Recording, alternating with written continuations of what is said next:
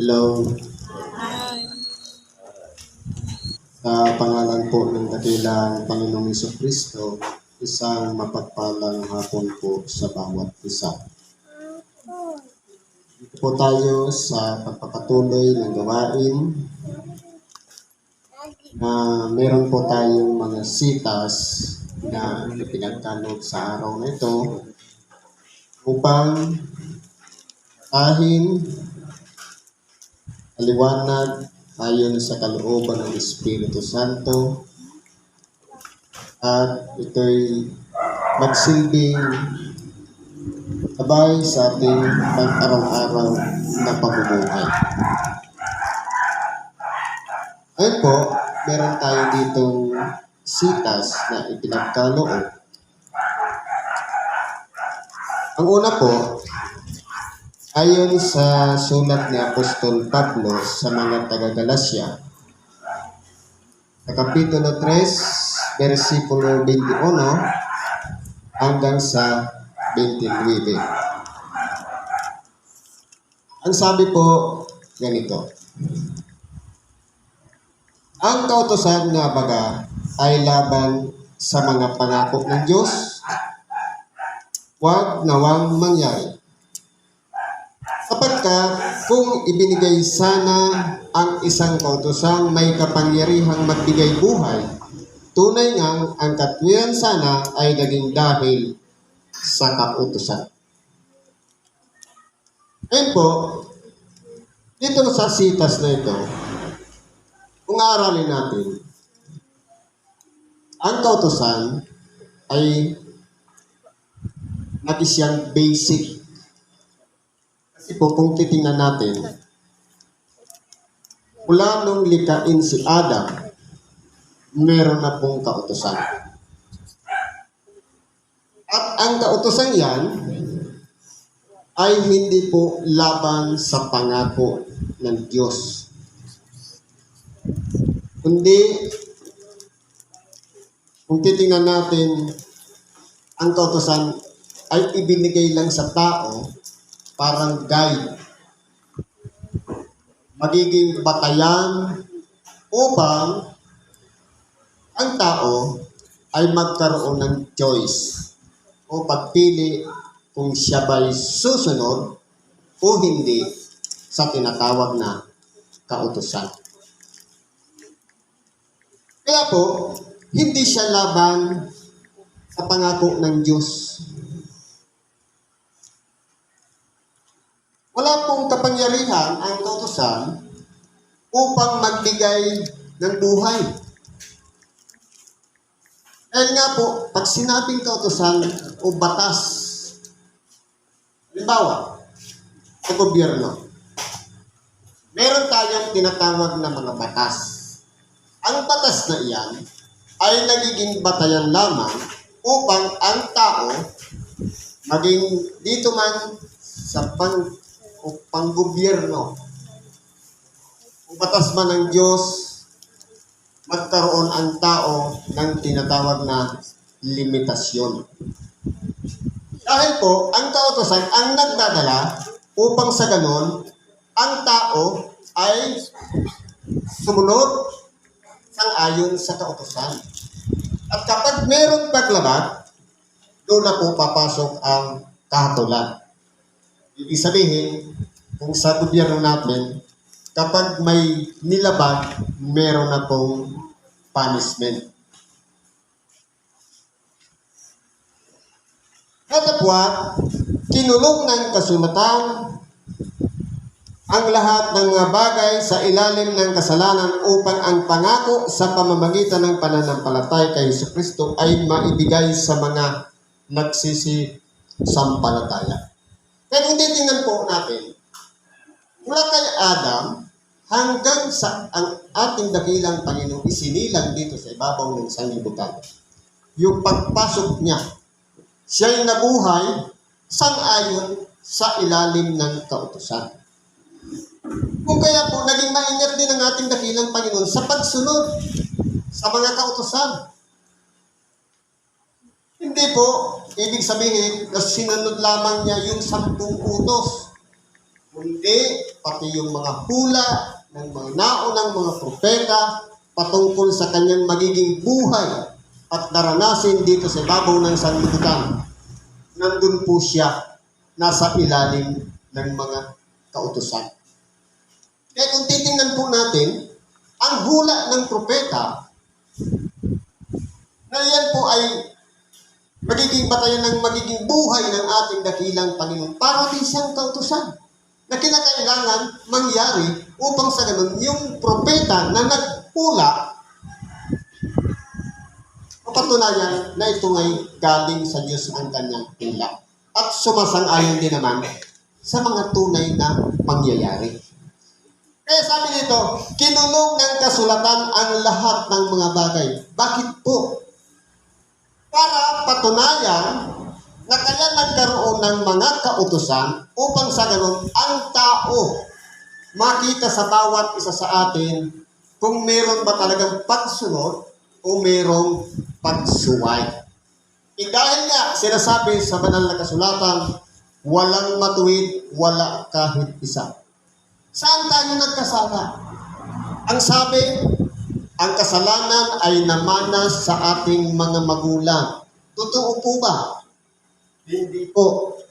Kundi tayo ay merong unawa, alam natin ang mabuti at masama. Alam natin yung nakalulugod sa Diyos at hindi nakalulugod sa Diyos. Ibig sabihin, kapag merong paglabat, ang tawag doon kasalanan. Kaya hindi natin pwedeng sisihin yung magulang natin. Na dahil sa kanya, tayo nagkasala. Lahat tayo ay nanggaling sa kawalan ng pagkaalam. Subalit, nung tayo maturuan at malaman natin na ito pala ay hindi pwedeng gawin. Ito pala ay dapat pag-ingatan natin na dapat susundin. At kapag nalabag natin, doon na po papasok ang tinatawag na kasalanan. At itong kautusan ito ay nagdadala po sa atin sa pamamagitan ni Kristo Jesus. Bakit po? Kasi ang tao, hinatulan na ng Diyos. Sabi nga, ang kabayaran ng kasalanan ay kamatayan. Ibig sabihin, kung ang tao sa ibabaw ng sanlibutan sinasabing walang matuwid, wala kahit isa. Ibig sabihin, mula kay Adam hanggang sa huling henerasyon ng ating buhay, ang lahat ng tao ay nagkakasala at ang lahat ng tao ay hinatulan na ng Diyos ng kamatayan. Kaya po lahat ng tao, pare-parehas lang yung cycle ng buhay. Nabubuhay, pagdating sa huling hininga, yun na nga yung kamatayan. Yun na yung resulta ng pagkakasala natin. Kung maalala natin, dalawa lang namang tao ang hindi dumanas ng kamatayan. Si Enoch at saka si Elias. Tama ba? Kasi po, kung titingnan natin, sila lang po ang hindi dumanas ng kamatayan. Pero, ibinukod sila ng Diyos dahil meron silang layunin na kanilang gaganapan sa huling panahon. Kaya po, kung titingnan po natin, dito po, sa ibabaw ng sanglibutan, nananatili po ang kautusan hanggang sa mga panahon ng ating dakilang pangnabuhay din sa ilalim ng kautusan. Pero po, sabi dito, kinulong ng kasulatan ang lahat ng mga bagay sa ilalim ng kasalanan. Ibig sabihin, lahat po ng mga lumalabag ay ibinibilang na nagkakasala. Upang sa ganon, sa pamamagitan ng pangako, sa pamamagitan ng pananampalatay Kristo Jesus ay maibigay sa mga nagsisisampalataya. Kaya ito na yung pagpasok ng ating dakilang Panginoon. Pero ang tanong, hanggang ngayon ba nananatili ang kautusan? Sabi nga, nung palitan ang pagkasaserdote, kasi po meron po siyang fundamentals.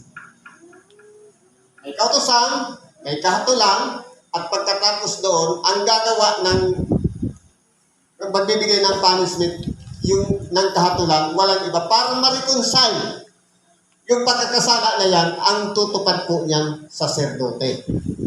Sa pamamagitan ng pag-aalay ng mga buhay na hayop para makapag-reconcile ng pagkakasala. Sabi nga, nung palitan ang pagkasaserdote, kinakailangan din naman palitan ang kautusan. Kaya ngayon, nung minsan lamang pag-alay ng buhay ng ating dakilang Panginoong Jesucristo, yung pagkasaserdote, hindi na po nanatili hanggang sa ngayon. Mula nung mamatay ang ating dakilang Panginoong Jesucristo. Kumbaga, yung pag-aalay ng mga buhay na hayop, sa pamamagitan ng mga Levita na ginagawa nila taon-taon, kaya buwan-buwan, depende sa pagkakasala ng tao, iyon ay ginagawa nila sang-ayon sa mga kautusan. Nung palitan yung pagkasaserdote, na walang iba ang ating dakilang Panginoon, ay minsan lamang pumasok sa dakong kabanal-banalan na walang iba ang nag-iisa niyang buhay sa pamamagitan ng kanyang dugo. Inalay niya ang kanyang sarili. Kinakailangan din naman, palitan din naman ang mga kautusan. Sa makatuwid, lipas na yung tinatawag na lumang pakikipagtipan ng Diyos sa tao. Kaya nga meron na tayong tinatawag na bagong tipan. Ito na yung sinusunod natin, kautusan ni Kristo.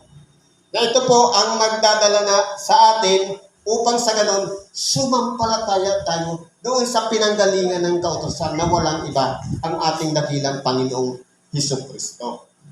Sabi dito, ngunit bago dumating ang pananampalataya ay nabibilanggo tayo sa ilalim ng kautusan. Totoo po. Kahit man mga pagano, kahit man mga Israelita, Grego man o Hudyo, wala po. Kinakailangan talaga silang kapailalim sa kautusan. Pero paano yung hindi nakaalam ng kautusan?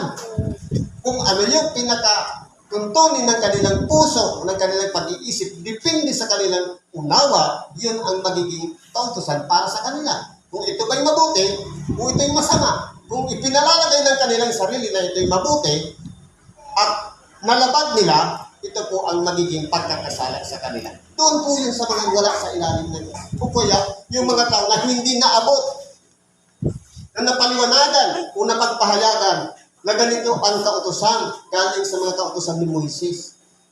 Kaya po yun ang hahatol sa kanila, depende po sa kanilang konsensya o budhe. Kung lumalabag sa kanilang kalooban at kasunod nila yung paglabag na yun, doon po nagkakasala ang tao. Kaya nga, sabi nga, kinulong ng kasulatan ang lahat ng mga bagay sa ilalim ng kasalanan. Kaya po, wala pong maidadahilan ang tao. Kaya kung titingnan po natin, saan man lupalap sa buong sanglibutan, lahat ay hinatulan ng Diyos ng kamatayan. Matatapos talaga ang buhay ng tao dahil ang kabayaran ng kasalanan ay kamatayan. Eh kung titignan po natin, nagiging paulit-ulit na lang yung pangyayari. Mula pa nung bata tayo hanggang sa nagkaroon na tayong sapat na gulang, ganun talaga ang senaryo ng buhay ng tao. Magtatapos siya sa kamatayan. Dahil po, walang naging matuwid sa harapan ng Diyos. Ngayon, sabi nito, ano pa, ang kautusan ay siyang naging tagapagturo natin upang ihatid tayo kay Kristo. Paano po na naging tagapagturo yung kautusan para dalhin tayo kay Kristo? Sa pamamagitan ng pagsunod. Kasi po, kung titingnan po natin, kaya may kautusan upang sa ganun, ang tao ay mahikayat na sumunod. Ngayon, kung halimbawa, walang pagsunod, paano natin masusunod yung kautusan naman ni Kristo? Kaya kumbaga, naging basic yung pagsunod upang sa ganun, pagdating ng ating dakilang Panginoon, hindi mahirap na sumunod dahil nasanay na tayo sa tinatawag na pagsunod. O pagpapasakop, sang-ayon sa mga kautusan. Kaya ito po ang naging tagapagturo sa atin para ihatid tayo kay Kristo. upang tayo'y ariing ganap sa pamamagitan ng pananampalataya. Ngayon, paano naman po maghahari yung pananampalataya? Mapalad yung mga tao na nasilayan ng ating dakilang Panginoon at nasaksihan ng kanilang dalawang mata ang lahat ng mga pangyayari at nanalig sa ating dakilang Panginoon. Pero sinasabi, mas higit na mapalad yung mga taong nanampalataya bagamat hindi natin nakita o nasilayan ang mga pangyayaring ginawa ng ating dakilang Panginoon nung ialay niya ang kanyang buhay alang-alang sa bawat isa sa atin. Huwag nating sasabihin, mas higit tayo doon sa mga nauna na nakita nila at tayo hindi natin nakita. Magiging mas higit na mapalad tayo. Kaya kung titignan po natin, ipagpasalamat natin sa Diyos dahil kung walang kasulatan, walang tagapangaral, walang naglimbag nito, kung wala tayong mababasa, marahil hindi natin maaabot yung tinatawag na pananampalataya sapagkat hindi maaabot ng ating pag-iisip na meron palang Kristong isinilang dito sa ibabaw ng lupa, namatay sa krus, alang-alang sa pagkakasala ng bawat isa sa atin. Na ito po ang naging tagapagturo sa atin upang lubusang ipakilala si Kristo sa pamamagitan ng mga kasulatan. Kaya ito po ang nagdala sa atin sa pamamagitan ng pananampalataya. Dapat ngayong dumating na ang pananampalataya, ngayon meron na tayong pananalig kay Kristo, ay wala na tayo sa ilalim ng tagapagturo. Ibig sabihin, laya na tayo sa pagsunod sa kautusan. Kaya ngayon, hindi ba ang tao mayroong choice? Masama, mabuti. Tayo yung magdi-decide. Ngayon, kung sarili lang nating kalooban, ang pagdi-decide o pagpapasya at hindi tayo kasama ng Espiritu Santo na tinutulungan tayo para magpasya, masasayang lang po ang ating pagpapasya. Kaya po kinakailangan kasama natin si Kristo. Kasama natin yung kapangyarihan ng Espiritu Santo upang sa hindi tayo magkamali.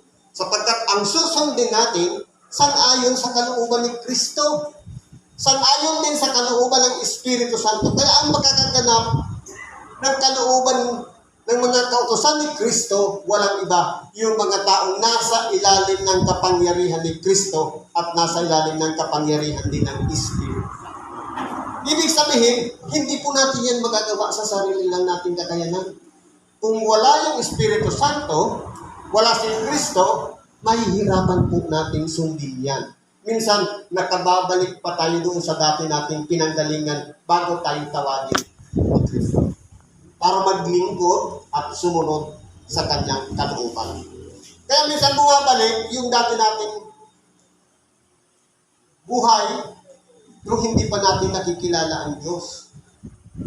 Sabi nito, sapagkat kayong lahat ay mga anak ng Diyos. Isang napakagandang talata na kung titingnan po natin, ibinibilang tayong anak ng Diyos. Dati, ang turing sa atin alipin. Sabi nga, hindi nalalaman ng alipin ang ginagawa ng kanyang Panginoon. Nung ituring na tayong mga anak, nalalaman natin ang ginagawa ng ating Panginoon. Ito na yung itinuturo sa atin sa bawat linggo ng ating pagsamba kung paano natin susundin yung kalooban niya. Sabi nito, sapagkat kayong lahat ay mga anak ng Diyos sa pamamagitan ng pananampalataya kay Kristo Jesus. Kaya po, kung ano man ang saan man tayo nagsimula ng pananampalataya niya na nagbukas sa ating pag-iisip upang magkaroon tayo ng kaugnayan sa ating dakilang Panginoong Jesucristo, huwag po nating sasayangin yan. Dahil minsan lang po mahayag sa ating buhay si Kristo at kinakailangan nating manatili, umanahan dito sa buhay na ito na ipinagkalog sa atin nung ipaunawa sa atin ang Ebanghelyo na nagpakilala ng lubusan si Kristo sa ating buhay at tayo'y napasakop niya sa kanyang mga aral. Kaya hindi po ibig sabihin, kilala lang natin si Kristo. Palaging kasama dyan yung Ebanghelyo. Sabi nga, Sapagkat ang lahat na sa inyo ay binautismuhan kay Kristo ay ibinihis si Kristo. Kaya po, hindi ba ka, yung tanggapin natin ng bautismo, anong sabi? Binautismo tayo sa pangalan ng Ama, Anak, at ng Espiritu Santo. Hindi lang sa pangalan ng Ama o sa pangalan ng Anak, kundi sila pong tatlo ang sinasambit sa oras na tanggapin natin ang bautismo. Ngayon, sa tinatawag na pagtanggap, sabi nga, ibinihis na si Kristo. Paano natin ibibihis si Kristo? Itatas natin doon din sa Galacia. Sabi sa 2:19, sapagkat ako sa pamamagitan ng kautusan ay namatay. Sa kautusan upang ako'y mabuhay sa Diyos. Paano ang pamumuhay natin ang dapat nating sundan upang mabuhay tayo sa Diyos? Ako'y napako sa krus na kasama ni Kristo at hindi na ako ang nabubuhay kundi si Kristo ang nabubuhay sa akin. At ang buhay na kinabubuhay ko ngayon sa laman ay kinabubuhay ko sa pananampalataya sa pamagitan ang pananampalataya na ito is sa anak ng Diyos na sa akin ay umibig at ibinigay ang kanyang sarili dahil sa akin. Ibig ko palang sabihin, ang mga nabautismuhan na ibinihis na si Kristo, kinakailangan po meron na tayong pamantayan sa ating buhay. Nasusunod pa ba yung my will o yung thy will? Minsan ba, sa oras ng pagsamba, paano tayo nagdi-decide? Kung kalooban ng Diyos, kalooban ng ating dakilang Panginoong Hesukristo, wala na tayong pagpipilian. Linggo ngayon, magiging kautusan niya sa ating puso na linggo, dapat nasa simbahan ka.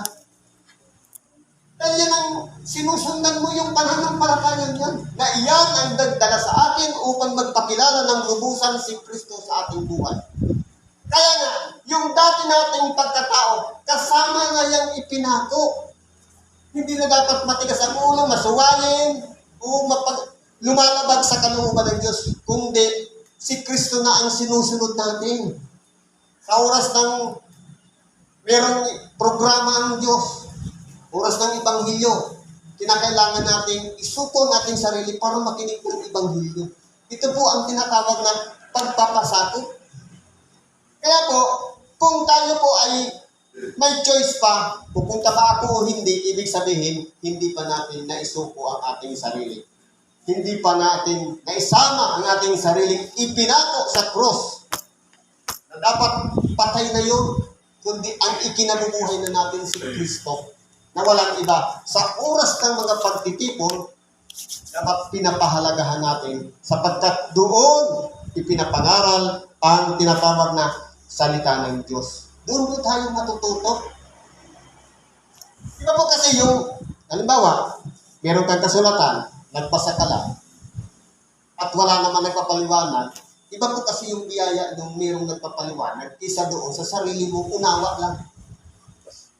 Kasi po, merong pride na umiiral doon. Ayaw kong pumunta doon. Yung pride na yun ang puwipigin upang hindi madagdagan ang ating kaalaman. Kaya nangyayari niyan, hindi natin nasusunod yung kalooban ni Kristo. Kasi gusto natin sa bahay lang, magbasalan na lang ako ng Biblia. Sapat na. Pero kulang po yun. Sapagkat wala doon ang pagpapala. Wala doon ang pagsunod kay Kristo. Kaya kung titingnan po natin, ang kautusan ang nagdala upang ilapit tayo kay Kristo sa tinatawag na pagsunod. Kaya kung doon pa lang sa kautusan, masuwayin na tayo, mas lalo na nung ipakilala si Kristo, masuwayin pa rin tayo. Kaya nga, tinuturuan tayo sa pagsunod. Kaya nga may mga kahatulan upang sa ganun, ang tao ay magkaroon ng imitasyon sa kanyang sarili sa tinatawag na pagsunod. Sabi nito, walang magiging Hudyo o Grego man, walang magiging alipin o malaya man, walang magiging lalaki o babae man, sapagkat tayong lahat ay iisa kay Kristo Jesus. Ibig sabihin, dito pa lang sa ibabaw ng sanglibutan, pinapractice na natin yung brotherhood. Kumbaga, meron ng pagpapahalaga tayo sa bawat isa. Na anumang masakit sa atin, mas higit na masakit sa ating kapwa.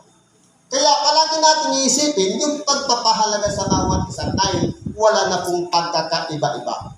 Simula nung ilapit tayo sa ating dakilang Panginoong Jesucristo. Dati noon, nung wala pa si Kristo, pag Hudyo-Hudyo, pag Grego-Grego, pag alipin, pag malaya-malaya. Pero si Kristo po ang nagbigkis ng lahat ng yan. Upang sa ganon, maging pantay-pantay na tayo sa paningin ni Kristo sa pamamagitan ng pagsunod. Sabi nga, sa pamamagitan ng ating pananampalataya, kung tayo man ay nakakagawa ng mabuti, kung walang pananampalataya, magiging useless. Dahil po, ang pananampalataya, yan po ang nagtuturo sa atin upang magkaroon ng bunga yung ating pagsunod. Na kaya po, nagkakaroon na tayo ng pagtupad sa kanyang kalooban na ito na yung produkto o resulta, yung paggawa ng mabuti. Kasi po, kung pagbabatayan ng paggawa ng mabuti upang maligtas tayo, magiging baliwala po yun. Kasi ang iba doon, magmamalaki dahil malaki na yung naging partisipasyon niya, malaki na yung nagawa niyang paglilingkod, tumagal na siya sa paglilingkod. Magyayabangan, magmamalaki. Pero kung dahil sa pananampalataya, at yung resulta na lang ng ating pananampalataya, yung paggawa ng mabuti, mas maganda po. Dahil, sabi nga, tayo'y naligtas, hindi sa pamamagitan ng mga gawa, kundi sa habag ng Diyos. Na tayo'y kinawa lamang at binigyan ng pag-asa at pagkakataong tawagin anak ng Diyos. Kaya huwag natin sayangin po yun. Sabi nga, at kung kayo'y kay Kristo, kayo nga ay binhi ni Abraham at ang mga tagapagmana ayon sa pangako. Kaya po, ang ibinibilang na binhi ni Abraham, yung kumikilala sa ating dakilang Panginoong Jesucristo. Hindi pwede sabihin, anak ako ni Abraham, tapos ini-ignore mo si Kristo. Dapat si Kristo muna ang kilalanin mo dahil nangako ang Diyos at sa iyong binhi sa makatuwid bagay si Kristo. Nagkaroon ng chance ang tao upang sa ganun madala sa Diyos. Dahil nga, napalayo ang tao o napaniwalay sa Diyos sa pamamagitan ng tinatawag na pagkakasala. Oro po, hanggang dito lang ang pakikibaging natin sa oras ito. Salamat sa Diyos at anuman ang ating mga kahilingan, karaingan, ilapit po natin yun sa Diyos at ipagkatiwala natin sa Kanya at ipagkakalog sa atin ang lahat ng ating mga kahilingan. Sa ngalan ni Kristo Jesus. Salamat at magandang hapon sa ating lahat.